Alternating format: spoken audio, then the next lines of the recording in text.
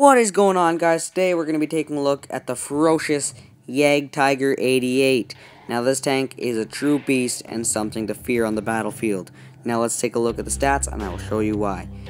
This tank has the most hit points of any tier 8 tankster in the game of 1,250 hit points. Now that is excellent for a tier 8 tankster, meaning it can take a few hits and not die right away. Plus it has very good armor. At the front, it has 250mm of armor, according to paper, but on the hull, it has 150, and the superstructure is where the 250 is. But that is very good. It is like a T-29. You can go defilade and be pretty much impenetrable. There are only the tier 8 tanksters that can go through that superstructure on average, without premium ammunition. Now the sides and rear are pretty weak, of only 80mm thick, but you can still angle a bit. You don't want to over angle, otherwise they will go through. Now this tank weighs 70 tons, which is very heavy, and only has a 700 horsepower engine, which is pretty underpowered for its power to weight ratio. But it's a German tank, so it's kind of expected. The German thing is heavy, slow, but pack a punch, unless you get to the tier 10 mediums, which are both really fast. It has a speed limit of 38 kilometers an hour, which is very good considering its power to weight ratio, meaning you can go downhill and ram some guys and do quite a big chunk of damage.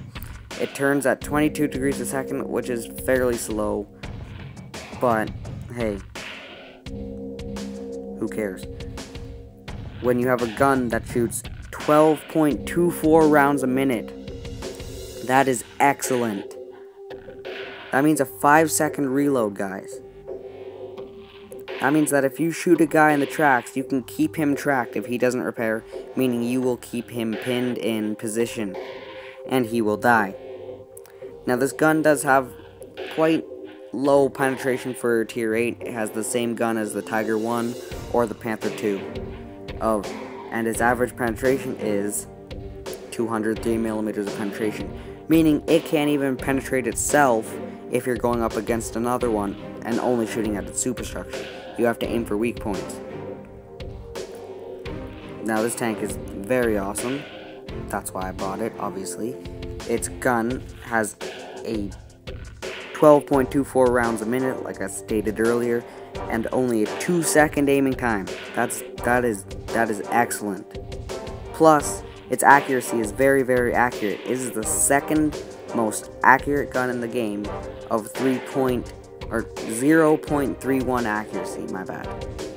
Now this tank is just awesome. Its gun does on average 165 damage to 275. Now that's pretty low, but when you have the rate of fire, that kind of equals it up, giving it a very high damage per minute. Now let's take a look at the consumables. As you can see, I have the multi-purpose restoration pack because it counts as a fire extinguisher and it repairs and heals at the same time. I have the first aid kit just in case and the repair kit just in case. I also have the multi-purpose restoration pack because it is reusable, which is very useful considering you have the curse of the German tanks of the frontal mounted transmission, meaning that you can just get shot in the lower glacis and generally catch on fire. Now for the equipment, I just have two. I just have the gun rammer and the vents, I believe, which just to make me turn faster. Yeah, the gun rammer and the vents, just to make me turn faster and boost that rate of fire. The Toolbox is probably another good option because you do not want to stay tracked in this tank. Because one, you already have a slow enough turret traverse, and if they get behind you while you're tracked, there's not much you can do. You can also purchase this tank in the tech tree still for 7,400 gold, which I highly recommend you do, because this tank is totally worth it. Unfortunately, this one does not have the camouflage like mine. You had to purchase that during the New Year's of 2015. Now let's take a look at a few battles. Enjoy.